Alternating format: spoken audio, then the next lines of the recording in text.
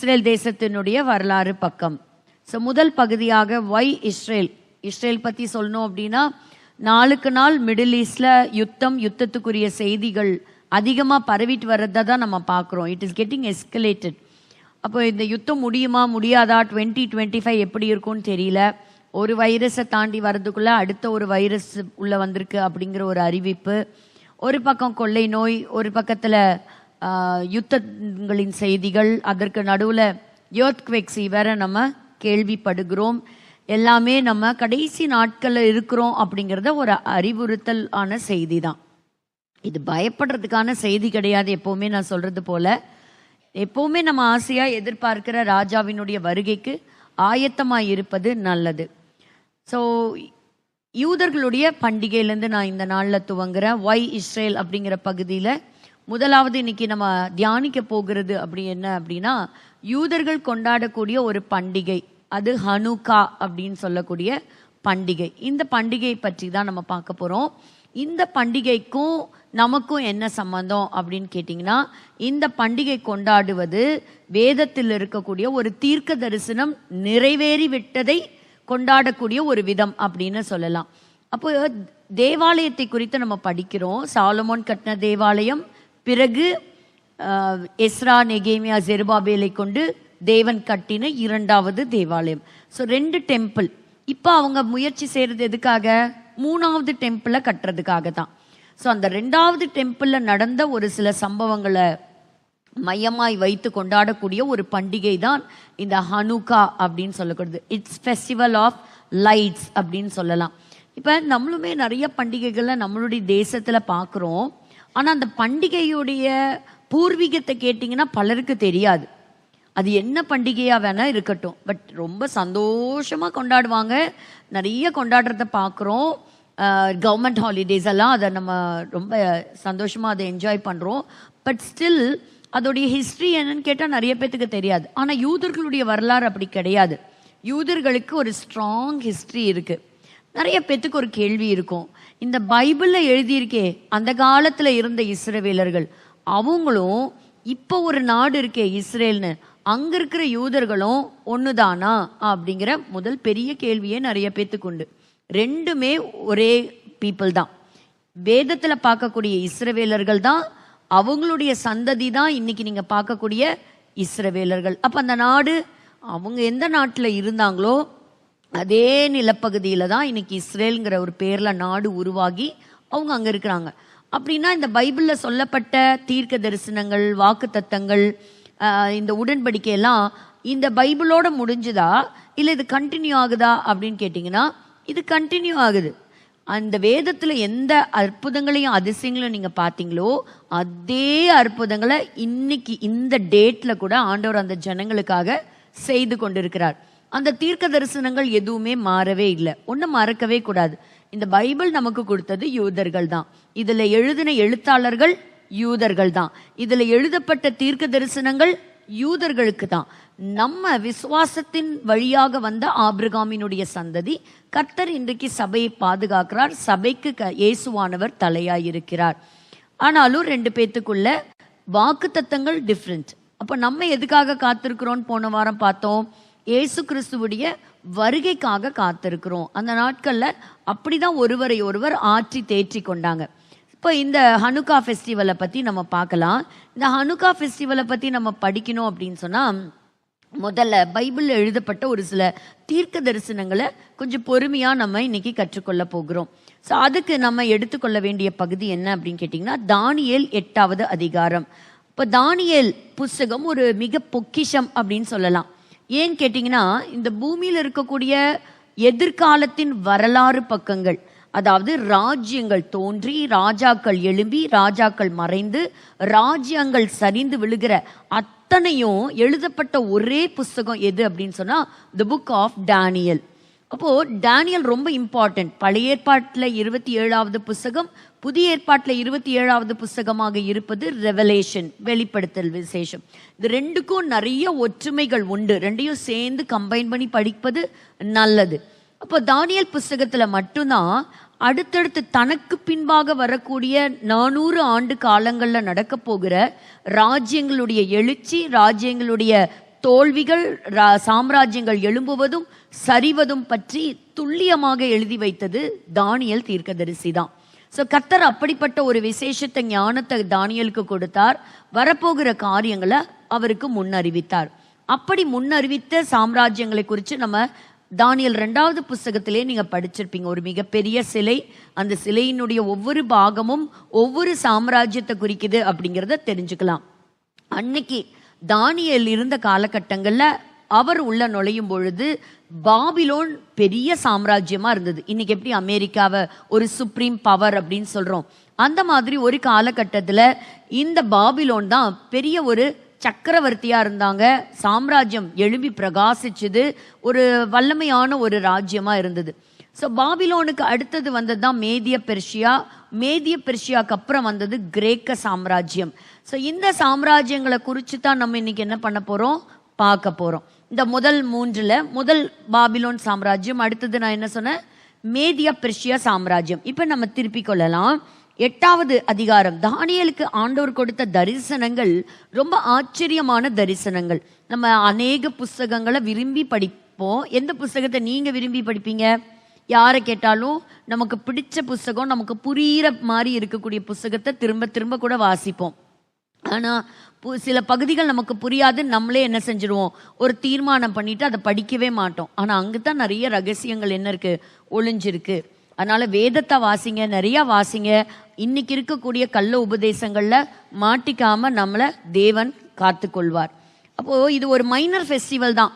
அதாவது pass over மாதிரி, Purim பண்டிகை மாதிரி, ஒரு பஸ்கா பண்டிகை மாதிரி ஒரு பெரிய பண்டிகையா இல்லைன்னா கூட இந்த 19வது நூற்றாண்டு வரையிலுமே இது ரொம்ப பிரபலமா இருந்தது தான். அப்போ இந்த பண்டிகை பத்தி தெரியணும் அப்படின்னு சொன்னா ஒரு ராஜாவை பத்தி நமக்கு தெரியணும். அப்போ 8வது அதிகாரத்துல வாசிக்கும் போது தானியேலுக்கு ஒரு தரிசனம் கிடைக்குது. 3வது வசனத்தை வாசிங்க.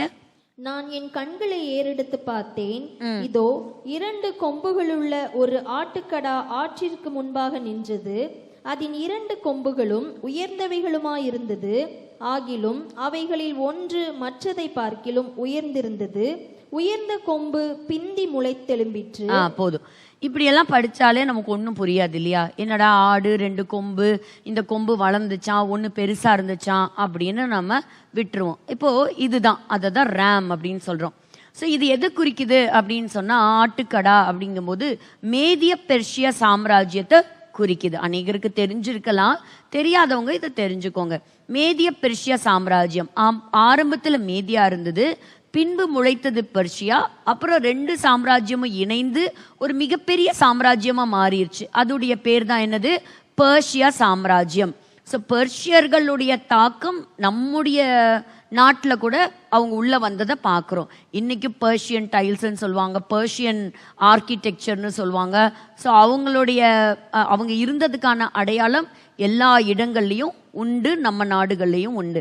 அப்போ இந்த பார்க்கும்போது இது ஆட்டுக்கடா, இதுக்கு 2 கொம்பு. 2 கொம்புனா 2 ராஜ்யம், மேதியா பெர்ஷியா. அதுல ஒன்று உயர்ந்ததா இருந்துதான். மற்றதை பார்க்கும்போது மேதியாவை விட பெர்ஷியா எப்படி இருந்தது, உயர்ந்ததா இருந்தது, வல்லரசா இருந்தது. பிந்தி முளைத்தது. மேதியாக்கு பின்னாடி தான் பெர்ஷியா வந்தது. ஆனா பெர்ஷியா வல்லரசா மாறிடுச்சு. முழு பட்டணமும் முழு அந்த பிளேசஸும் என்னவாயிருச்சு, நமக்கு பெர்ஷியா. அடுத்தது பாருங்க, அது என்னங்கிறத நீங்களே பார்க்கலாம். இப்ப 20வது வசனம் வாசிங்க அதே அதிகாரத்துல.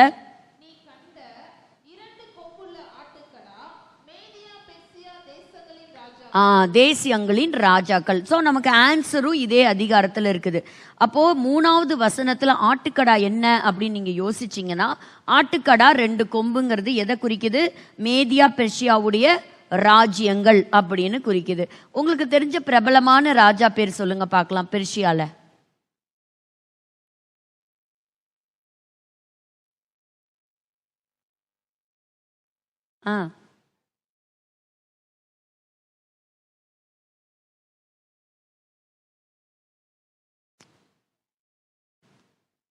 ஒரு ராஜா பேரு. சரி, பெர்ஷியாவை பத்தி எழுதின ஏதாவது ஒரு பகுதி சொல்லுங்க பைபிள்ல. யாராவது லைவ்ல பாக்குறவங்களா இருந்தா கூட ஆன்சர் பண்ணலாம். பெர்ஷியான்னு சொன்னாலே நமக்கு ஒரு லேடி ஞாபகத்துக்கு வருவாங்களே.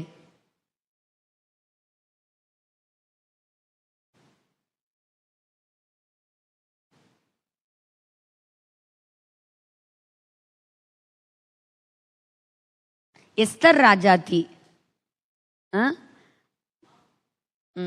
ஆமான், ஆமா ஆமா ஆமான், அகஸ்வேரு ராஜா, இவங்கெல்லாம் எந்த நாட்டை சேர்ந்தவங்க? பெர்ஷியர்கள். அப்ப பாருங்க, அவ்வளோ பிரபலமான மன்னர்கள். அப்போ இந்த இடத்துல நம்ம பார்க்கிறோம், அப்படி ஒரு ராஜ்யம் இருந்தது. ஒரு பிரத்யேகமாக ஒரு புக்கே இருக்கு இல்லையா, நம்ம எஸ்தரை குறித்து நம்ம படிக்கிறோம். ஸோ இது முதல் பகுதி. அதற்கப்புறம் என்ன நடந்தது அப்படின்னா, இப்போ நீங்க கவனமா பார்க்கணும். 5வது வசனம் வாசிங்க. நான் அதை கவனித்து கொண்டிருக்கையில், இதோ மேற்கே இருந்து ஒரு வெள்ளாட்டுக்கடா நிலத்திலே கால் பாவாமல் தேசத்தின் மீதெங்கும் சென்றது. அந்த வெள்ளாட்டுக்கடாவின் கண்களுக்கு நடுவே விசேஷித்த ஒரு கொம்பு இருந்தது. இப்போ இதை எப்படி நீங்க கற்பனை பண்ணி பார்க்கலாம் அப்படின்னு சொன்னா, இந்த அடுத்த பிக்சர் பாருங்க. இப்போ இந்த இடத்துல ஒரு கோட்டை நீங்க பாக்குறீங்க. அந்த வெள்ளாட்டுக்கடா கவனிக்கும் போது 2 கண்களுக்கு நடுவுல எப்படி இருந்துதான், ஒரே ஒரு கொம்பு இருந்துதான். அப்போ மேதியா பெர்ஷியா சாம்ராஜ்யத்தை நான் கவனிச்சுக்கிட்டு இருக்கும்போதே இன்னொரு மிருகம் வந்துருச்சு. அதாவது ஒரு வரலாற்று ஆசிரியர் மார்சிலினஸ் அப்படின்னு சொல்லக்கூடியவர் தன்னுடைய புஸ்தகத்துல எழுதி வைத்திருக்கிறாரு. 4வது நூற்றாண்டுல 4th AD எழுதப்பட்ட தன்னுடைய புஸ்தகத்தில் எழுதியிருக்கிறாரு, பெர்ஷியா நாட்டை அரசாண்ட அரசர்கள், மன்னர்கள் இருக்கிறாங்க இல்லையா, அவங்க என்ன செய்வாங்களாம், கையில தங்கத்தால செஞ்ச ஒரு ஆட்டுக்கடாவுடைய தலையை தூக்கிட்டு போவாங்களாம்.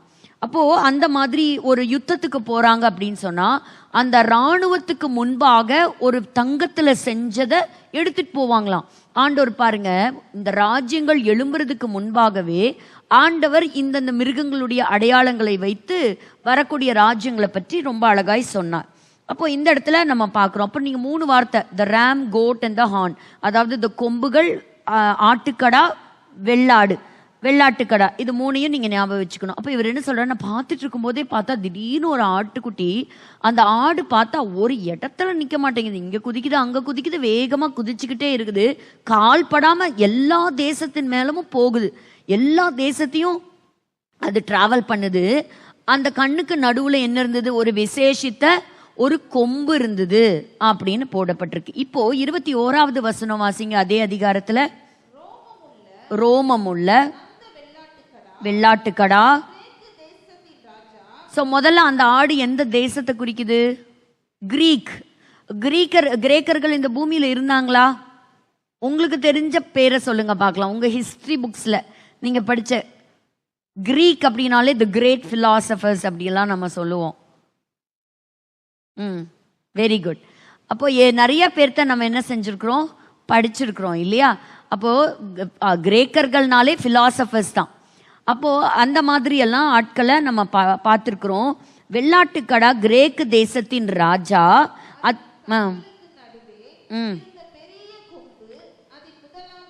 அதின் முதலாம் ராஜா.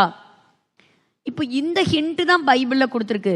ஆனா இந்த முதலாம் ராஜாவை பத்தி நீங்களும் நானும் சின்ன குழந்தையில இருந்து என்ன செஞ்சிருக்கிறோம், நம்ம பாட புஸ்தகத்துல படிச்சிருக்கிறோம்.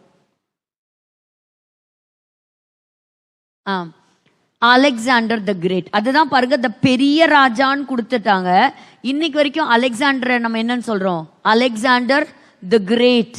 ஏன்னா அலெக்சாண்டருக்கு ஈடா ஒரு ராஜா கிடையவே கிடையாது. ஸோ இன்னைக்கு பாருங்க, உலக வரலாறு எந்த புஸ்தகத்துல தான் எழுதப்பட்டிருக்கு, நம்முடைய பரிசுத்த வேதாகமத்துல, அதுல விசேஷமா தானியல் புஸ்தகத்துல எழுதப்பட்டிருக்கு. அப்போ இந்த ராஜா, இப்ப இந்த கிரேக்க தேசத்தின் ராஜா, இப்ப இந்த அலெக்சாண்டரை பத்தி நம்ம சொல்லணும் அப்படின்னு சொன்னா, அலெக்சாண்டருடைய அப்பா பிலிப், அவரும் ஒரு மன்னன் தான். ஆனா பிரபலமாகி வந்தது ரொம்ப சின்ன வயசுலயே மன்னனாகி எல்லார் மத்தியிலையும் ஒரு பெரிய ஜெனரலா வெளியே வந்தது யார் அப்படின்னா இந்த அலெக்சாண்டர் மட்டும்தான். ஸோ இந்த அலெக்சாண்டரை பத்தி ஆரம்பிக்கும் போது, ஆதி காலத்தில் இருந்த பழங்காலத்து இந்த பூமியில கிரீஸ்ல தொடங்கி நார்த் வெஸ்ட் இந்தியா வரைக்கும் ஃபுல்லா எல்லா பக்கம் டிராவல் பண்ணி எல்லாத்தையும் கேப்சர் பண்ணது யாரு அப்படின்னு கேட்டீங்கன்னா அலெக்சாண்டர். இவர் கைப்பற்றிய பல பட்டணங்களுக்கு அலெக்சாண்ட்ரியா அப்படின்னு சொல்லக்கூடிய பேரை வச்சாரு. அதுல ரொம்ப முக்கியம், ரொம்ப பிரபலமான பட்டணம் அலெக்சாண்ட்ரியா அப்படிங்கிறது எகிப்துல இருக்கு. அங்க ஒரு மிகப்பெரிய லைப்ரரி கூட இருக்கு. அந்த மாதிரி அலெக்சாண்டர் எங்கெங்கெல்லாம் போனாரோ அங்கெல்லாம் அந்த பட்டணங்களை கைப்பற்றி தன்னுடைய கல்ச்சரை, தன்னுடைய லாங்குவேஜை அதை பிரபலப்படுத்துறதுக்கு நிறைய முயற்சி எடுத்தார். ஸோ எல்லாரும் கிரீக்கை வந்து ஒரு டாப் நாச் ஒரு லாங்குவேஜாக அந்த கல்ச்சரை உலகம் முழுவதும் பரப்பி இந்த உலகத்தையே கண்ட்ரோலுக்குள்ளே கொண்டு வரணும் அப்படின்னு நினச்ச ஒரு மன்னன் தான் இந்த அலெக்சாண்டர். இப்போ நீங்கள் பார்க்குறீங்க இல்லையா, கால் பாவாமல், நிலத்திலே கால் பாவாமல் தேசத்தின் மீதெங்கும் சென்றது. அலெக்சாண்டரை பற்றி எழுதும்போது அவர் எழுதுறாரு, the extraordinary speed of conquest. Extraordinary speed, நமக்கு நினைச்சே பார்க்க முடியாத அளவுக்கு அந்த வேகத்துல வந்து ஒவ்வொரு பட்டணமா ஒவ்வொரு தேசமா யுத்தம் தொடுத்து தன்னுடைய கைவசப்படுத்தி கொண்ட மா வீரன் அலெக்சாண்டர் அப்படின்னு அவரை பற்றி வரலாற்று எழுதப்பட்டிருக்கிறது. தி வேர்ல்ட்ஸ் மோஸ்ட் சக்சஸ்ஃபுல் ஜெனரல், அதாவது அவர் போய் தோத்ததா சரித்திரமே கிடையாது. த மோஸ்ட் சக்சஸ்ஃபுல் லீடர் அப்படின்னு சொல்லலாம். அப்போ அவருடைய எய்மே என்னது, இந்த கிரீக்கையும் இந்த பர்ஷியாவையும் இணைச்சு கிரேக்கோ பர்ஷியன் எம்பையர் அப்படின்னு கொண்டு வரணும்னு முயற்சி செய்தார். அதனால தான் பர்ஷியாவில் இருக்கக்கூடிய பெண்களை திருமணம் செய்து கொள்ளலாம் அப்படிங்கிறதெல்லாம் கொண்டு வந்தார். எல்லாத்தையும் இணைச்சு தன்னுடைய கட்டுப்பாட்டுக்குள்ள வைத்திருக்கணும் அப்படின்னு சொல்லி அவர் எடுத்தார். கிட்டத்தட்ட 32,000 கிலோமீட்டர்ஸ் வந்து அவர் டிராவல் பண்ணியிருக்கிறாரு. அப்போ பாருங்க எவ்வளோ, 11 வருஷத்துல. அதில் இந்த குதிரையோட ஏன் போட்டிருக்கிறேன் அப்படின்னு சொன்னால், அவர் ரொம்ப விரும்பினது, அவர் அதிக பாசம் வைத்தது அவருடைய குதிரையின் மீது. அந்த குதிரையினுடைய பெயர் என்னன்னா பியூசிஃபாலஸ். அப்போ அது ஒரு பட்டணத்தை கைப்பற்றாரு. அந்த பட்டணத்துக்கு தன்னுடைய குதிரை பேரே வைக்கிறாரு. அந்த பட்டணத்தில் அந்த குதிரையும் மரித்தும் போனது. அந்த அளவுக்கு இந்த குதிரையை ரொம்ப நேசித்தார் அப்படின்னு வரலாற்று பக்கங்களில் சொல்லப்படுகிறது. அதனால அலெக்சாண்டர் அப்படின்னு நீங்க தேடினாலே ஒரு குதிரையோட அவர் வருகிறத நம்ம பார்க்க முடியும். அப்போ இந்த அலெக்சாண்டர் என்ன செய்தார்னா, இந்த மேதிய பெர்ஷிய சாம்ராஜ்யத்தை வீழ்த்தி தன்னுடைய சாம்ராஜ்யத்தை மேலோங்கி கொண்டு வந்தவர் இந்த அலெக்சாண்டர். அப்போ இதுல தரியு அந்த ராஜா பேர் இருக்கா? தரியுங்கிற ராஜா பேரு எந்தெந்த புஸ்தகத்துல எல்லாம் தரியு இருக்கிறாரு? தரியு பத்தி படி, தானியேல்ல பார்க்கலாம். ஸோ இந்த தரியுங்கிற ராஜா என்ன செய்தார்னா, கிரீஸ்ல ஏத்தன்ஸ் அப்படின்னு சொல்லக்கூடிய ஒரு பகுதி இருக்கு, அதை கைப்பற்றி வந்த அந்த போரை ஞாபகம் வச்சுக்கிட்டாரு. அதே போல அவருக்கு அதுக்கப்புறம் வந்த ஜர்க்சிஸ், அவருடைய அடுத்த வந்தவங்க, இதெல்லாம் ஞாபகம் வச்சுட்டு அலெக்சாண்டர் மன்னன் ஆனதுக்கு அப்புறம் பழி வாங்கினார். அதை போய் யுத்தம் தொடுத்து அதை ஜெயித்தார். அதான் ஈசஸ் 333 BC. அப்போ மூன்றாவது தரியு, அதாவது இன்னைக்கு வந்து நம்ம சதர்ன் டர்க்கி துருக்கி நாடு இருக்கு இல்லையா, அங்க நடந்த ஒரு யுத்தத்துல அவர் ஜெயித்தார். குவாகமேலா, அது ஒரு ஃபேமஸான ஒரு யுத்தம். அது எங்கன்னா ஈராக், நார்தன் ஈராக்ல நடந்தது. தரியு 3 அந்த இடத்துல தரியு நினைச்சாரு, இந்த அலெக்சாண்டரை ஈஸியா வீழ்த்திடலாம் அப்படின்னு சொல்லி கிட்டத்தட்ட 1 மில்லியன் சோல்ஜர்ஸை கூட்டிட்டு போனாராம். அந்த சமயத்துல அலெக்சாண்டர் கிட்டத்தட்ட 47,000 சோல்ஜர்ஸ் இருந்தாங்க. ஆனாலும் அந்த கொஞ்சம் படைய வச்சு முழுவதுமாக தரியு 3 கம்ப்ளீட்டா என்ன செஞ்சார்னா அவர் தோற்கடித்தார். அவ்வளோ ஒரு சிறப்பான ஒரு ஜெனரல், யுத்தத்துல ஒரு மகா பெரிய வீரன், இவ்வளோ ஒரு திறமைசாலியா இருந்தாலும் அது பாருங்க வசனம் சொல்லும். 8வது வசனம் பாருங்க, 8வது வசனம். அப்பொழுது வெள்ளாட்டுக்கடா மிகுதியும் வல்லமை கொண்டது. மிகுதியும் வல்லமை கொண்டது. வெள்ளாட்டுக்கடாங்கிறது எதை பார்க்கிறோம்? வெள்ளாட்டுக்கடானா எந்த நாடு? கிரீஸ். அது மிகுதியும் வல்லமை கொண்டது அப்படின்னா என்ன அர்த்தம்? ரொம்ப ஸ்ட்ராங் ஆயிருச்சு. அது பலம் கொண்டிருக்கையில் அந்த பெரிய கொம்பு முறிந்து போயிற்று. அந்த பெரிய கொம்புனா யாரு? முதலாம் ராஜா. முதலாம் ராஜாங்கிறது யாரு? Alexander the great. அப்போ பலம் கொண்டு இருக்கையில், இதெல்லாம் எழுதும் போது அலெக்சாண்டர்னு ஒருத்தர் பிறக்கவே இல்லை. அப்போ பாருங்க, பலம் கொண்டு இருக்கையில் அப்படின்னு என்ன அர்த்தம்? அவர் பவர்ல இருக்கும் போதே, அவர் ஆட்சியை தான் கஸ்டடியில வச்சிருக்கும் போதே அது முறிந்து விழுந்துச்சு அப்படின்னு என்ன அர்த்தம்? அந்த முதல் ராஜா இறந்து போயிடுறார். அப்போ 32வது வயசுலயே அலெக்சாண்டர் வந்து சின்ன வயசுலயே அவர் என்ன செஞ்சிட்டாரு? இறந்துட்டார். அதுவும் அவர் யுத்தத்துக்கு வரும்போது தான் இறந்து போனார். அதுல 2-3 கருத்துக்கள் உண்டு. அவர் மலேரியாலால அஃபெக்ட் ஆகி அவர் மரித்து போனார்னு உண்டு. அவர் பாய்சன் பண்ணப்பட்டு அவர் கொலை செய்யப்பட்டிருக்கலாம் அப்படிங்கிற ஒரு கருத்துக்களும் உண்டு. ஸோ இந்த வெள்ளக்கொம்பு அப்படிங்கிறது வந்து என்ன, யாரு தான்? Alexander the great. இவரை பற்றின மற்ற வரலாறுலாம் நம்முடைய பாட புஸ்தகங்களே வாசிக்கலாம். ஹிஸ்டாரிக்கல் ரைட்டர்ஸ் நிறைய இவருடைய காரியத்தை எழுதியிருக்கிறாங்க. இப்போதான் முக்கியமான ஒரு இடத்துக்கு வரோம். இப்போ அலெக்சாண்டருக்கு பிள்ளைகள் இருந்தாங்க அப்படின்னு சொல்லப்படுகிறது. அவர்கள் கொலை செய்யப்பட்டாங்க. அதனால அலெக்சாண்டருடைய சந்ததி யாரும் அடுத்தது கிரீஸை ஆட்சி செய்யறதுக்கு அவங்களுடைய குடும்பத்திலேருந்து யாரும் வரல. ஸோ அவருடைய ராஜ்யம் என்னாச்சு அப்படின்னு சொன்னா 4 பிரிஞ்சு போச்சு. பாருங்க, இந்த 8வது வசனத்துடைய தொடர்ச்சியை வாசிங்க. பெரிய கொம்பு முறிஞ்சிருச்சா? அடுத்தது அதற்கு பதிலாக ஆகாயத்தின் 4 திசைகளுக்கும் எதிராய் விசேஷித்த 4 கொம்புகள் முளைத்தெழும்பின. 4 கொம்பு முளைச்சு எழும்புச்சு. அப்ப அந்த ராஜ்யத்தை 4 பிரிச்சு யார் யார் எடுத்துக்கிட்டாங்க? செலூக்கஸ், டாலமி, கெசாண்டர், அடுத்தது யாரு? லிசிமேக்கஸ். ஸோ இவங்க 4 பேர் என்ன செஞ்சாங்க? அவருடைய ராஜ்யத்தை 4 பங்கு போட்டுட்டாங்க. ஸோ இந்த 4 ஜெனரல்ஸும் பிரிச்சுட்டாங்க. ஸோ பார்த்தீங்கன்னா இந்த கெசாண்டருடைய மனைவி பெயர் என்ன? ஞாபகம் இருக்கா யாருக்காவது? கெசாண்டருடைய மனைவி பெயர் அவங்க தான் தெசலோனியா. அவங்க பேர்ல தான் தெசலோனிக்கேயர் அப்படின்னு சொல்லக்கூடிய ஒரு புஸ்தகம் நம்மளுடைய பைபிள் இருக்கு பாருங்க. அது இந்த கெசாண்டருடைய ஒய்ஃபுடைய பேர் தான். ஸோ இது இப்போ நம்ம பார்க்கறதெல்லாம் கற்பனையின் கேரக்டர்ஸா, நிஜத்தில் இருந்த கேரக்டர்ஸா? இவங்கெல்லாம் பிறக்கிறதுக்கு முன்பாகவே பைபிள் எழுதப்பட்டதா, பிறந்ததுக்கு அப்புறம் எழுதப்பட்டிருக்கா? பல 100 வருஷங்களுக்கு முன்பாகவே ரொம்ப அழகா ஆண்டவர் முன்குறித்து கொடுத்துட்டார். அந்த சார்ட்டையே கொடுத்துட்டார். ஃபியூச்சர் ஹிஸ்டரியே கம்ப்ளீட்டா என்ன பண்ணிட்டாரு? ரிவீல் பண்ணிட்டார். ஸோ அலெக்சாண்டருடைய பெயர் நம்ம பைபிள்ல இருக்கா இல்லையா? இருக்கு. அதுதான் என்னது?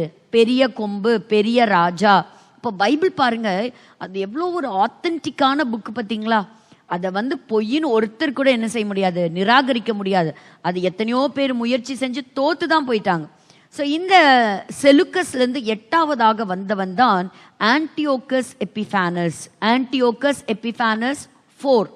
ஸோ இவனை பற்றி நிறையா நீங்கள் பார்த்துருப்பீங்க. ஏன் இதை பற்றி சொல்கிறோம் அப்படின்னு சொன்னால், இவனை பற்றி நான் ஏன் தெரிஞ்சுக்கணும் அப்படின்னா, இவனுடைய சாத்தானுடைய ஒரு ரூபம், ஒரு சாயல் அப்படின்னு சொல்லலாம். இந்த பூமியினுடைய கடைசி காலத்தில் நடக்க போகின்ற 2 முக்கிய நிகழ்வுகள் என்ன? ஒன்று, சபைக்காக, மணவாட்டி ஆகிய சபைக்காக இயேசு கிறிஸ்து வருகிறார். ஸோ அவருடைய வருகை. அடுத்தது, உபத்திரவ காலத்திற்காக அந்த நாட்களிலே ஒருவன் இறங்குகிறான். அவன்தான் அந்தி கிறிஸ்து. ஸோ 2 பேர்த்துடைய வருகை இந்த பூமியில இருக்கு. ஸோ ஒன்னு the Lord Jesus Christ and the second is the Antichrist. அப்போ அந்தி கிறிஸ்துவுக்கு சாயலாக இருந்தவன் தான் இந்த ஆன்டியோக்கஸ் எபிஃபானஸ்.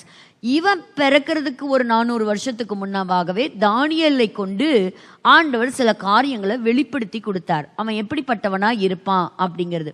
அப்போ இந்த சொல்லப்பட்ட தீர்க்க தரிசனங்கள் நிறைய பேர் சொல்லுவாங்க, இது ஆன்டியோக்கஸ் எபிஃபானஸ் உடைய வாழ்க்கையிலே நிறைவேறிச்சு. இல்லை, இது இன்னும் சில காரியங்கள் அதில் 9வது அதிகாரத்தெல்லாம் வாசிக்கும் போது அது எங்கே கம்ப்ளீட்டாக ஃபுல்ஃபில் ஆகுது அப்படின்னா, த கம்மிங் ஆன்டி கிரைஸ்டுடைய ராஜ்யத்தில் தான், அவனுடைய வாழ்க்கையில் தான் நிறைவேறுது.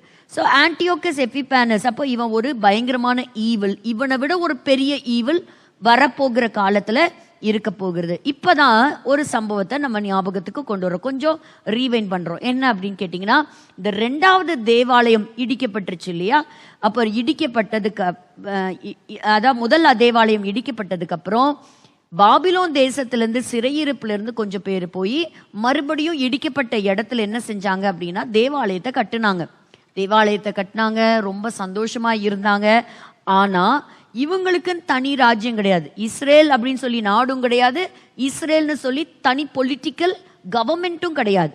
ஸோ அந்த மாதிரி கால சூழ்நிலையில இவங்கள ஆட்சி செஞ்சுட்டு இருந்தது யார் அப்படின்னா, அந்த டைம்ல கஸ்டடி எடுத்து இருந்தது இந்த செலுக்கஸ்க்கு கீழே தான் இருந்தாங்க. ஆன்டியோக்கஸ் எபிஃபானஸ் தான் மன்னனா இருந்தான். அவன் என்ன செஞ்சானா, நிறைய ராஜ்யங்களை அவன் கைப்பற்றினான். அவன் கைப்பற்றிய ராஜ்யங்கள் ஏராளம் உண்டு. அப்போ அவனுடைய கஸ்டடியில் வந்தது இந்த யூதேயா அப்படிங்கிறதும் என்ன வந்ததுன்னா அவனுடைய கஸ்டடியில் வந்தது. இவனை குறிச்செல்லாம் நம்ம படிக்கலாம். எதில் படிக்கலான்னு கேட்டிங்கன்னா, இந்த மக்காபியர்கள் அப்படின்னு சொல்லக்கூடிய புஸ்தகம் 1 and 2 அதில் பார்க்கும் பொழுது அப்போகிரிப்பா அப்படின்னு சொல்லக்கூடிய புஸ்தகங்களில் ஏராளமான ரைட்டிங்ஸ் இருக்கிறத பார்க்குறோம். அப்போ 168 இயேசு பிறப்பதற்கு சில வருடங்களுக்கு முன்பாக, அதாவது 168 BC, அந்த சமயத்துல இவன் ஒரு சீரியா நாட்டு மன்னன் ஆன்டியோக்கஸ் எபிஃபானஸ். இவன் என்ன செய்யறான், தன்னுடைய இராணுவத்தை எருசலேமுக்கு அனுப்புறான். ஸோ இராணுவத்துக்கு அந்த அனுப்பி அந்த முழு எருசலேமையும் அசுத்தப்படுத்தினான். அப்ப இவனை பற்றி நம்ம வாசிக்கும் பொழுது பாருங்க, வாசிங்க. இப்ப இந்த 4 கொம்புகள் முளைத்தெழும்பினதுன்னு இருக்கா, 9வது வசனத்திலிருந்து வேகமாய் வாசிக்கலாம்.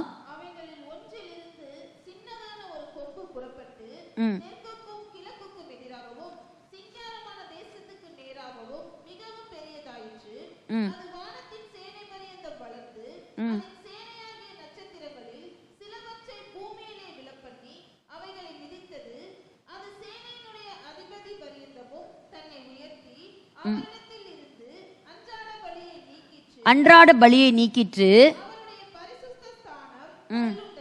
தள்ளுண்டது.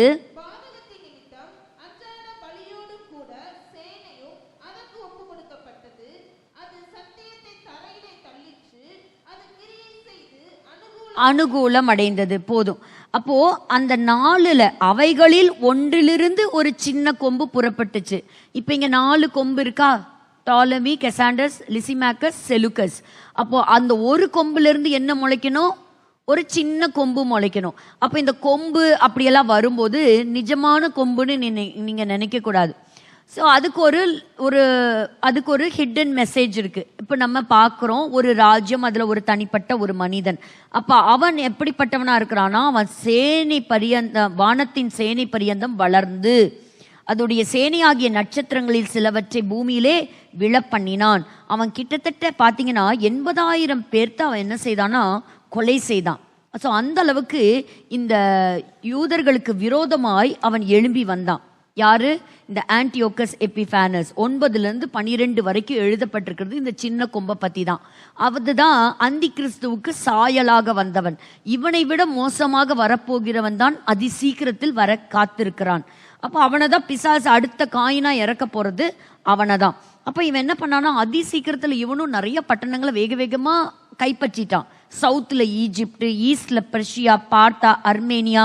மற்றும் இதுல பாருங்க, நம்ம பைபிள் எழுதியிருக்கோம், ஒரு சிங்காரமான தேசத்துக்கு நேராக மிகவும் பெரியதாயிற்று. சிங்கார தேசம்னா இங்க எது குறிக்குது, நீங்க சொல்லுங்க பார்க்கலாம். எருசலேம், யூதேயா. அப்ப சிங்கார தேசத்துக்கு நேராகவும் அவன் என்ன செஞ்சான், எதிர்த்து வந்தான்.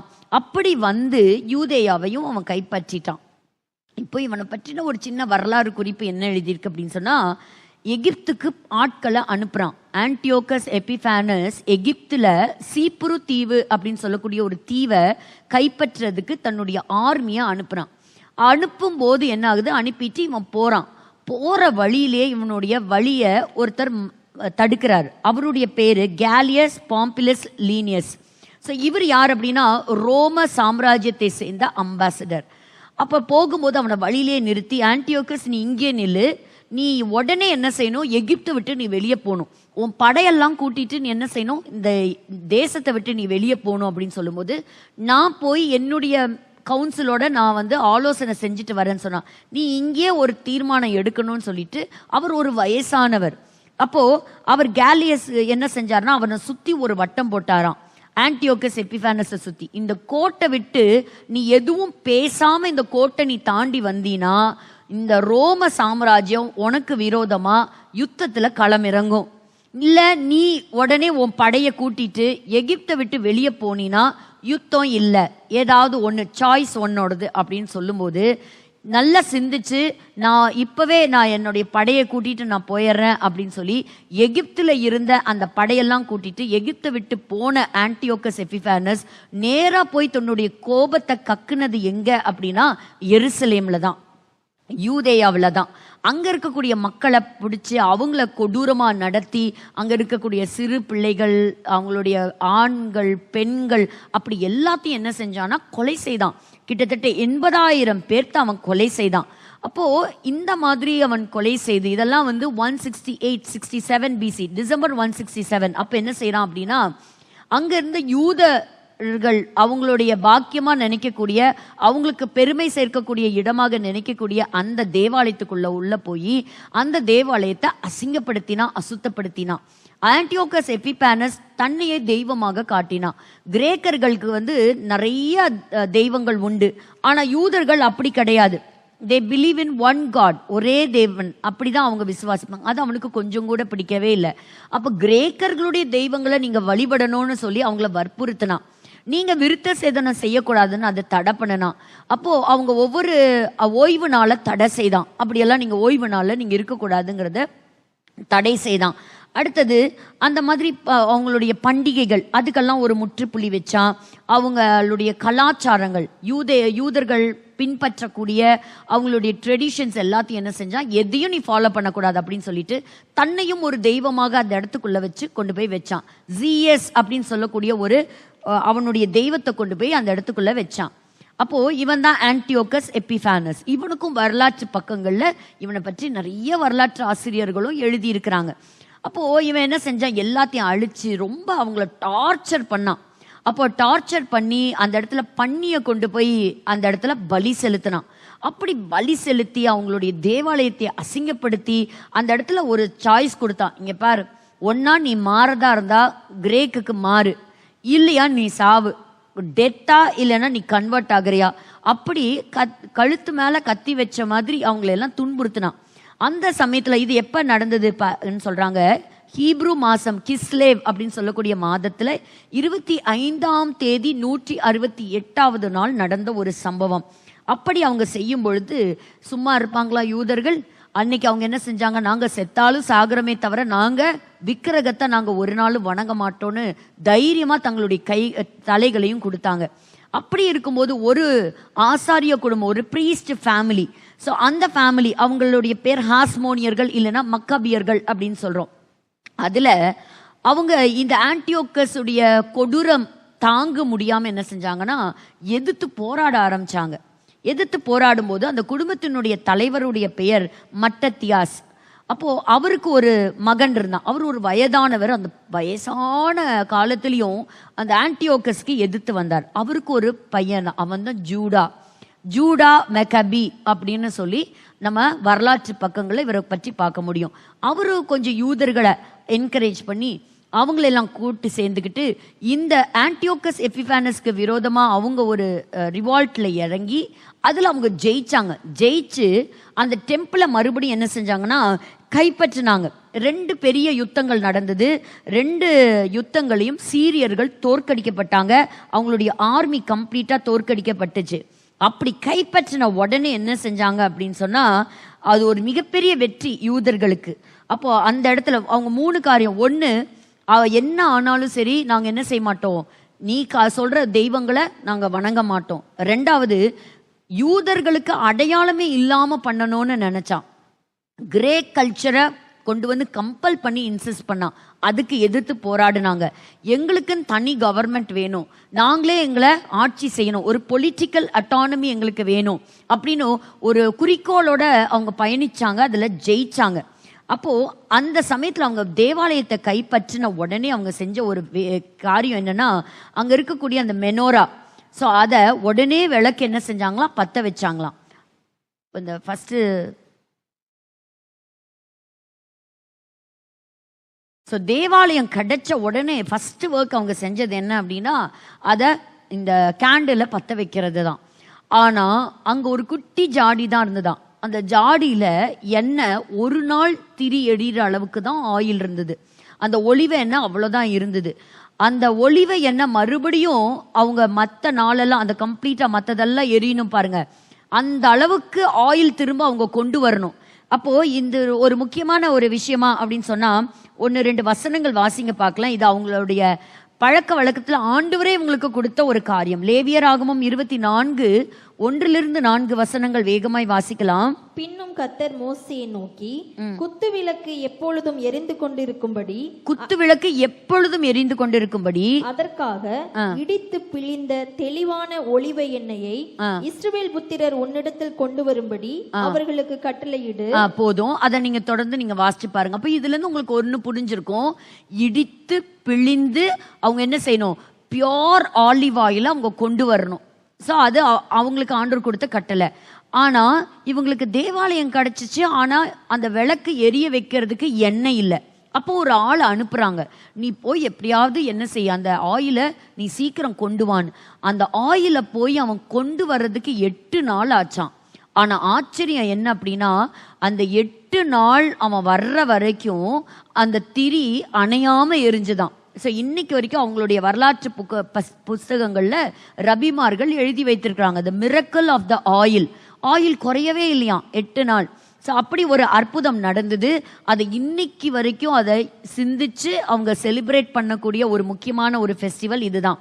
ஸோ இந்த இந்த இந்த லைட்டிங், இந்த ஃபயர், அது எதை குறிக்குது அப்படின்னு சொன்னா, அந்த ஹனுக்கா. அப்போ அப்படின்னா ரீடெடிகேஷன், மறுபடியும் என்ன செஞ்சாங்க, அந்த தேவாலயத்தை கர்த்தருக்கு என்று மறுபடியும் அதை டெடிகேட் பண்ணாங்க, அதை பிரதிஷ்டை பண்ணாங்க, ரீடெடிகேஷன். ஸோ அதுதான் ஹனுக்கா அப்படின்னா டெடிகேஷன் அப்படின்னு சொல்லி அர்த்தம். ஸோ அந்த இடத்துல எது விளங்குது அப்படின்னா காட்ஸ் பவர். அதை நீங்கள் எங்கே வாசிக்கலாம்னா, என்னாகமம் 3:4, லேவியராகமம் 9:24 நம்ம வாசிக்கலாம். அப்போது ஆண்டவருடைய சமூகத்தில் வேற அக்கினி கொண்டு வரக்கூடாது, அந்நிய அக்கினி கொண்டு வரக்கூடாது. நாதாப் அபியுடைய சம்பவம் உங்களுக்கு ஞாபகம் இருக்கும். கர்த்தர் அதை அருவருத்தார்.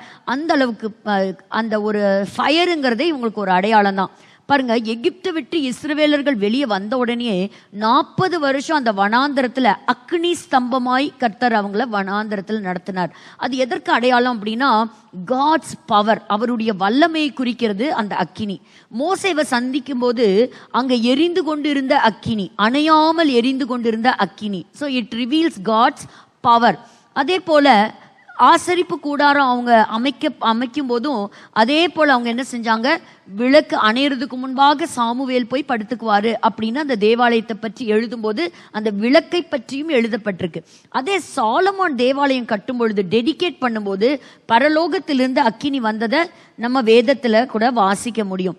பிற்பாடு யோவான் ஸ்நானகன் சொல்லும் போது, எனக்கு பின்பாக ஒருவர் வருகிறார், அவர் என்ன செய்வாரு, he will baptize in fire அப்படிங்கிறதையும் அவர் சொன்னார். அப்போ அந்த அக்கினிங்கிறது பரிசுத்தப்படுத்துகிறது, அவருடைய வல்லமையை குறிக்கிறது.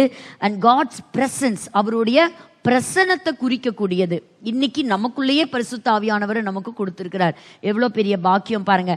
அப்போ நம்ம இந்த மறுபடியும் டெம்பிளை டெடிகேட் பண்ணும்போது இந்த ஒரு வசனத்தை வாசிப்போம். 2 நாளாகமம் 7ஆம் அதிகாரம் 1 வசனம். 2 நாளாகமம் 7:1. சாலமோன் ஜெபம் பண்ணி முடிக்கிற போது அக்கினி வானத்திலிருந்து இறங்கி சர்வாங்க தகன பலியையும் மற்ற பலிகளையும் பட்சித்தது, கர்த்தருடைய மகிமையும் ஆலயத்தை நிரப்பிற்று. இன்னொரு வசனம் வாசிங்க, லேவியராகமம் 6:12-13. 6:12-13. பலிபீடத்தின் மேல் இருக்கிற அக்கினி அவியாமல் எரிந்து கொண்டே இருக்க வேண்டும். ஆசாரியன் காலை தோறும் அதன் மேல் எரியும்படி கட்டைகளை போட்டு அதன் மேல் சர்வாங்க தகன பலியை வரிசையாக வைத்து அதன் மேல் சமாதான பலிகளின் கொழுப்பை போட்டு தகனிக்க கடவன். பலிபீடத்தின் மேல் அக்கினி எப்பொழுதும் எரிந்து கொண்டிருக்க வேண்டும், அது ஒருபொழுதும் அவிந்து போகலாகாது. நமக்குள்ள இருக்கக்கூடிய ஆண்டவர் கொடுத்த அந்த பரிசுத்த அக்கினியும் எரிந்து கொண்டே இருக்கணும். நம்ம அதை ஜாக்கிரதையா என்ன செய்யணும், அதை பார்த்துக்கணும். அப்படி நம்ம பார்க்கிறோம். ஸோ இவன் ஆன்டி கிரைஸ்ட் கிடையாது. நீங்க வீட்டில் போய் தானியேல் 11 வாசித்து பாருங்க, இன்னும் நிறைவேற வேண்டிய தீர்க்க தரிசனம். அந்த அளவுக்கு அசுத்தப்படுத்தின அந்த தேவாலயம் மறுபடியும் ரீடெடிகேட் பண்ணப்பட்டுச்சு. எப்படி யூதா மக்கபீன்னு ஒருத்தர் வந்தானோ அதே போல வரக்கூடிய நாட்கள்ல அந்தி கிறிஸ்து வருவான், 3வது தேவாலயம் கட்டுவார்கள், தன்னை தெய்வமாக உள்ள கொண்டு போய் நிறுத்துவான். அப்பொழுது யூத ராஜசிங்கமாக இயேசு கிறிஸ்து வருவார், பிசாசானவனை ஜெயிப்பார். இதுதான் இந்த ஃபெஸ்டிவலுக்கு பின்பாக இருக்கக்கூடிய ஒரு மிகப்பெரிய ஒரு வரலாறு. அதனால தான் இத்தனை வருஷங்கள் தாண்டியும் அதை நினைவு கூர்ந்து அதை ஆஸ் எ ரிமெம்பரன்ஸ் அவங்க செலிப்ரேட் பண்றாங்க. இப்போ இன்னைக்கு இருக்கக்கூடிய இந்த கரண்ட் நியூஸை மட்டும் வேகமாய் நம்ம பார்த்து முடிக்கலாம். பாருங்க, போன வாரம் பார்த்தோம் இஸ்ரேல் சீரியா நாட்டில் போய் ஒரு ரெய்டு பண்ணாங்க அப்படிங்கிறது இன்றைக்கும் அநேக இடங்களுக்குள்ள ஒரு மிகப்பெரிய ஆச்சரியமாக இருக்கிறது. ஸோ ரஷ்யாவில் ஒரு பெரிய ஃபயர் பிரேக் அவுட் ஆகிருக்கு. அந்த ஒரு மேசிவ் வைல்டு ஃபயர் ஒரு பக்கம், அந்த மாதிரி பல இடங்களில் கலிஃபோர்னியாவில் ஒரு பயங்கரமான ஒரு காட்டு தீ பரவி இருக்குது. ஒரு அணைக்க முடியாத அளவுக்கு நிறைய பேர்த்த கூப்பிடுறாங்களாம்.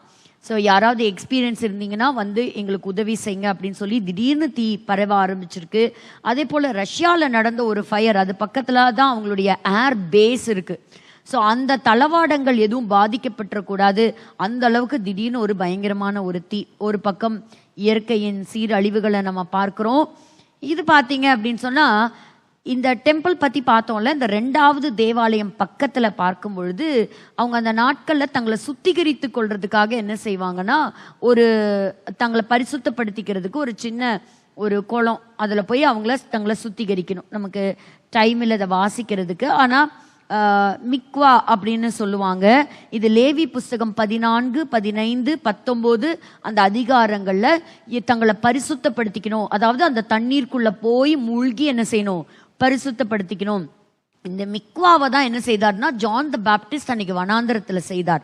அன்னைக்கு மனதிரும்புதலுக்கு ஏற்ற ஞானஸ்நானத்தை அவர் கொடுத்தார். அப்படின்னா ஏதோ ஞானஸ்நானங்கிறது திடீர்னு புதிய ஏற்பாட்டுக்குள்ள வந்ததா பார்க்கக்கூடாது. பழைய ஏற்பாட்டின் காலத்திலும் தங்களை பரிசுத்தப்படுத்திக் கொள்வதற்கு ஆண்டவர் வைத்த ஒரு மிகப்பெரிய திட்டம் அதுதான். ஸோ இது வந்து தங்களை சரீரத்தை கழுவுறதுக்கு அல்ல, ஏன்னா அவங்க நல்லா குளிச்சு சுத்தமாக தான் வராங்க. ஸோ இது வந்து என்ன, ஒரு ஸ்பிரிச்சுவல் கிளென்லினஸ். ஸோ தங்களுடைய பாவமர கழுவி நம்மை சுத்திகரிக்கக்கூடிய ஒரு காரியம் மிக்வா அப்படின்னு சொல்லக்கூடியது. அதை இப்போ கண்டுபிடிச்சிருக்கிறாங்க. ஸோ அதற்கான அந்த ரிச்சுவல் பாத், அதாவது செகண்ட் டெம்பிள் கட்டின இடத்துலேருந்து கொஞ்சம் தூரத்திலே கிடச்சிருக்கான், ஒரு வீட்டுக்கு கீழே. அப்போ அந்த ஒரு ட்ரைனேஜ் சேனலை அவங்க சீர்படுத்தும் போது அதை கண்டுபிடிச்சிருக்கிறாங்க. எவ்வளோ பெரிய எவிடன்ஸ் பாருங்க, அன்னைக்கு தேவாலயம் இருந்ததுக்கும் இன்னைக்கு இதை பற்றி நம்ம பைபிள் எழுதப்பட்டிருக்கு. இது வாசிக்க தான் டைம் இல்லை, பட் நீங்கள் வாசிச்சு பாருங்க. இது சிட்டி ஆஃப் டேவிட்ல கண்டெடுத்திருக்கிறாங்க. இது ஒரு மிக முக்கியமான கண்டுபிடிப்பு. ஸோ நம்ம எல்லாருக்குமே ஆவலாக நம்ம பார்த்துட்டு இருக்கிறது ஜனவரி 20 தான். ஏன்னா 20 யார் பதவி ஏற்கிறா, டொனால்ட் ட்ரம்ப். ஸோ அவர் வரணுங்கிறது தான் எதிர்பார்த்து கொண்டிருக்கிறது. ஸோ அவர் சொல்லிட்டாரு, எப்பா நான் வர்றதுக்கு முன்னாடி எல்லாம் ஒழுங்காக பேச்சுவார்த்தையை முடிச்சு ஹாஸ்டேஜஸ் பிணை கைதிகளை விடுவிக்கிறத பாருங்க, இல்லை நான் வந்தேன்னா நரகமாக்கிடுவேன் அப்படின்னு சொல்லி ஒரு பயங்கரமான மிரட்டல் கொடுத்துருக்கிறாரு. அதே சமயத்தில் ஈரான் தன்னுடைய அணு ஆயுத சோதனைகள்லாம் முடிச்சு ரெடியாக இருக்கிறேன் அப்படின்னு சொல்லி பயமுறுத்திக்கிட்டே இருக்குது. நாங்கள் வந்து தாக்குதல் நடத்த போகிறோம் அப்படின்னு. கிட்டத்தட்ட 1000 மிசைல்ஸை என்ன செய்வாங்களாம், அவங்க இடத்துல இருந்து அனுப்பலாம். ஆனால் இதுக்கு முன்பாக 2 தடவை அட்டாக் பண்ணாங்க, பட் அது ஒரு ஃபெயிலியர் அட்டெம்ப்ட் தான். திரும்ப அது தைரியமாக அட்டாக் பண்ணுமா அப்படிங்கிறது தெரியல. ஏன்னா ஒருவேளை ஹியூமிலியேட் ஆகுமா அப்படிங்கிறது தெரியாது. நமக்கு தெரியும், இஸ்ரேல்னு ஒரு தேசம் பாதுகாக்கப்படுறது இஸ்ரவேலர்களுடைய ஞானத்தினாலேயோ இல்லை யுத்த திறமையினாலேயோ கிடையாது, அது தேவன் பாதுகாத்து வருகிறார். அப்போது இன்னைக்கு அவங்க ஒரு பயங்கரமான மிரட்டல் கொடுத்துருக்குறாங்க. இப்போ 2 விஷயம் சொல்லப்படுகிறது. ஒருவேளை ட்ரம்ப் வந்ததுக்கப்புறம் ஒருவேளை ஈரானுடைய அணு ஆயுதங்கள் மீது ஒரு பெரிய யுத்தம் நடத்தலாம், அழிக்கலாம் அப்படின்னு சொல்லப்படுது. பட் எல்லாமே இப்போ ஒரு அசம்ஷன்ஸ் தான், இப்படி இருக்கலாம் அப்படி இருக்கலாம் அப்படிங்கிறது. பட் ஏதோ ஒன்றை இந்த வருஷம் நம்ம எதிர்பார்க்கலாம். ஸோ பாருங்க, இதெல்லாம் ஈரான் காட்டு பார்த்தியா, நாங்கள் இங்கே ரேடாருடைய ஹைட்டெல்லாம் நாங்கள் பெருசாக நாங்கள் இன்க்ரீஸ் பண்ணியிருக்கோம், நாங்கள் இன்ஸ்டால் பண்ணியிருக்கிறோம். லாங் ரேஞ்ச் தூரத்துலேருந்து வரக்கூடிய ஆயுதங்கள் எல்லாம் நாங்கள் கண்டறிவதற்கு 80 மீட்டருக்கு முன்னாடியே 800 கிலோமீட்டருக்கு வரைக்கும் அந்த ரேஞ்ச் வந்து பரவும். ஆயுதங்களை கண்டறிவதற்கான ரேடாஸை நாங்கள் இன்ஸ்டால் பண்ணியிருக்கிறோம், புது புது ஆயுதங்கள்லாம் நாங்கள் வச்சுருக்கிறோம் அப்படின்னு. அது ஒரு பக்கம் பயமுறுத்திக்கிட்டு இருக்குது ஈரான் ஒரு சைடு. இந்த சைடு பார்த்தீங்களா, இந்த சீரியாவும் சும்மா இருக்க மாட்டேங்குது. இந்த சீரியா கம்ப்ளீட்டாக டேக் ஓவர் பண்ணியிருக்கிறாங்க. அங்கே இருக்கக்கூடிய ஜனங்களுக்கு ஒரு அச்சுறுத்தல், அங்கே இருக்கக்கூடிய ரட்சிக்கப்பட்ட கிறிஸ்தவர்களுக்கும் ஒரு பெரிய ஆபத்து தான். பார்க்குறவங்களெல்லாம் சுடுறாங்க, பார்க்குறவங்களெல்லாம் கழுத்தறுக்கிறாங்க. பழைய பாஷர் அல் அசாத் அவருடைய ரெஜிமில் இருந்த எல்லாரையும் கொலை செய்கிறாங்க. சமீபத்தில் வந்த இன்னொரு செய்தி உண்டு, அவருடைய மனைவி அவரை ஒரு பாய்சன் வச்சுட்டதாகவும் ஒரு நியூஸ் வெளியே வந்தது. எந்த அளவுக்கு உண்மைங்கிறது நமக்கு தெரியாது. அதே சமயத்தில் ஐடிஎஃப்ல சேர்ந்த சில யுத்த வீரர்களும் சோல்ஜர்ஸும் இந்த யுத்தத்தில் மரிச்சு போயிருக்கிறாங்க. ஒரு 3 இஸ்ரவேலர்கள் ஜப்பானுடைய உயரமான ஸ்னோ இடத்துல மாட்டிக்கிட்டாங்க, பட் அவங்கள பத்திரமா ரெஸ்கியூ பண்ணியிருக்கிறாங்க. ஸோ அடுத்தது இப்போ எசேக்கியேல் 38 அதில் வந்து ஒரு நாட்டு பற்றி இருக்குது. அதுதான் என்னது, ரஷ்யா பற்றி பார்த்துட்டோம், ஈரான் பார்த்துட்டோம், டர்க்கி கொஞ்சம் கொஞ்சமாக நுழைஞ்சிட்டு வந்தது இல்லையா. இப்போ டர்க்கியோடைய பிரசிடென்ட் எர்டோகன் சொல்லியிருக்கிறார், பார்த்துக்கோ நாங்கள் பெரிய லாங் ரேஞ்ச் மிசைலெல்லாம் நல்லா பலப்படுத்தி நாங்கள் ரெடியாக வச்சிருக்கிறோம் யுத்தத்துக்கு அப்படின்னு சொல்லியிருக்கிறாங்க. நியூஸ் பேப்பரோட ஹெட்லைன்ஸ் பாருங்க, Israel must prepare for potential war with Turkey அப்படின்னு கமிட்டி வார்ன் பண்ணியிருக்கான். ஸோ துருக்கியிலிருந்து யுத்தங்கள் வரலாம் அப்படின்னு சொல்லக்கூடிய ஒரு செய்தி வந்திருக்கு. ஈரானுடைய வெளித்துறை அமைச்சர் அவரும் என்ன சொல்லியிருக்காருன்னா, இங்கே பாரு, இஸ்ரேல் எங்களை அட்டாக் பண்ணுச்சுன்னா முந்தி மாதிரி நாங்கள் சும்மா இருக்க மாட்டோம், எல்லாரும் ஒன்று சேர்ந்து உன்னை அட்டாக் பண்ணிடுவோம் அப்படின்னு ஒரு செய்தி கொடுத்துருக்குது. ஒருவேளை டர்க்கி சேருமா என்னங்கிறது தெரியாது. ஒரு காலகட்டத்தில் இஸ்ரேல் ஆட்டோமன் எம்பையர் கீழே தான் இருந்தது, நாங்கள் மறுபடியும் அதை நிலைநாட்ட போகிறோம் அப்படிங்கிறதுல இருக்கிறாங்க. ஸோ இதெல்லாம் என்னது, தேர் கெட்டிங் ப்ரிப்பேர்ட். தீர்க்க தரிசனம் நிறைவேறணும். அலெக்சாண்டர் த கிரேட் வருவான் 400 வருஷத்துக்கு முன்னாடி எழுதி வச்சுட்டு தானியல் இறந்துட்டாரு. ஆனால் அவன் வந்தது உண்மை, அதுக்கு நீங்களும் நானுமே பாட புஸ்தகத்தில் படிச்சிருக்கிறோம், வரலாற்று பக்கங்கள் சாட்சிகளாக இருக்கு. அப்போ இப்படி ஒரு யுத்தம் வரணும்னு பைபிளில் எழுதப்பட்டிருக்கு அப்படின்னா அது நடந்துதான் ஆகும். துருக்கி உள்ள வரணுங்கிறது பைபிளில் எழுதப்பட்டிருக்கு. துருக்கி உள்ள வருது அப்படிங்கிற தலைப்பு செய்தி இன்னைக்கு நியூஸ் பேப்பரில் வருதுங்கிறது ரொம்ப ஆச்சரியமான ஒரு விஷயமா தான் இருக்குது. அதே சமயத்தில் லெபனானில் புது ஆட்சி அமைக்க போகிறாங்க. ஆனால் சவுதி அரேபியா சொல்லிடுச்சு, ஆயுதங்கள் கவர்மெண்ட்டுக்கு கீழே தான் இருக்கணும், மற்றவங்க கிட்ட போகக்கூடாது, அப்படின்னா தான் நாங்கள் உங்களுக்கு சப்போர்ட்டுக்கு வருவோன்னு. அதே சமயத்தில் திபெத் பக்கத்தில் பார்க்குறோம் 6.9 அந்த லிட்டரில் ஒரு பயங்கரமான எர்த்குவேக், 125க்கு மேலே மரித்து போனாங்க, கட்டடங்கள் இடிந்து விழுந்திருக்குங்கிறது. நிலநடுக்கங்களை குறித்ததான செய்திகளையும் நம்ம பார்க்குறோம். டர்க்கியில் ஒரு நிலநடுக்கம் ஏற்பட்டிருக்கு, திபெத்தில் நடந்திருக்குது, இப்படி பல இடங்களில் பார்க்குறோம். காசால தொடர்ந்து இந்த யுத்தம் நடந்துக்கிட்டே தான் இருக்குது. காசாவை குறித்து இன்னைக்கு அந்த கமாண்டர் இன் சீஃப் சொல்லியிருக்கிறாரு, உன்னை அடிக்கிற அடையில் எங்களுடைய பிணை கைதிகளை நீ கண்டிப்பாக வெளிவிட்டுருவ, நீ வந்து பிணை கைதிகளை பத்திரமா வெளியிடுறது நல்லது அப்படின்னு கொடுத்துருக்குறாங்க. சில தீவிரவாதிகளை IDF கம்ப்ளீட்டாக எலிமினேட் பண்ணியிருக்கிறாங்க. இது பாருங்க, அங்கே இருக்கக்கூடிய பிணை கைதிகளில் ஒரு 19 வயது சேர்ந்த IDF சோல்ஜர், இஸ்ரேல் சோல்ஜர், ஒரு 19 இயர்ஸ் கேர்ள், அப்போ லிரி, அப்போ இவங்களை கொண்டு போய் கிட்டத்தட்ட 1 வருஷத்துக்கு மேலே ஆச்சு. இவங்களை வச்சு ஒரு வீடியோ எடுத்து இன்னைக்கு ரிலீஸ் பண்ணியிருக்குது ஹமாஸ். ஸோ அவங்க பேசும்போது, எனக்கு 19 வயசு ஆயிருக்கு, ஆனால் இன்னும் என்னுடைய நாட்கள் இருண்ட நாட்களாக இருக்குது, நீங்களாம் ஒரு புது வருஷத்தை சந்தோஷமாக கொண்டாடுறீங்க, ஆனால் நாங்கள்லாம் இந்த மாதிரி இருக்கிறோம், எங்களை மீட்கிறதுக்கு ஏதாவது முயற்சி எடுக்கணும், எங்களை மறந்து போயிட்டீங்க அப்படின்னு சொல்லி ஒரு உருக்கமான ஒரு தகவல்களை கொண்ட ஒரு வீடியோவை வெளியிட்டிருக்கிறாங்க. பட் ஹமாஸ் சொல்லி கொடுத்து பேசினாங்களா இல்லை என்னங்கிறது தெரியாது. பட் அதற்கான தீவிரமான ஹாஸ்டேஜ் டீலும் இந்த யுத்தம் ஓய பண்ணுறதுக்கும் முயற்சிகள் எடுக்கப்பட்டுட்டு தான் இருக்குது. ஸோ அதே சமயத்தில் யூதர்கள் எங்கிருந்தாலும் அவங்க நாடு திரும்பணும் அப்படிங்கிற செய்திகளையும் கொடுத்துக்கிட்டே இருக்கிறாங்க. ஸோ எசேக்கியேல் 36 படி அவங்க எல்லாரும் திரும்பி வரணும். ஸோ தொடர்ந்து இந்த யுத்தங்கள் கண்டினியூ ஆகுமா, இதோடது என்ன அப்படிங்கிறது வரக்கூடிய நாட்கள் பொறுத்திருந்து தான் பார்க்கணும்.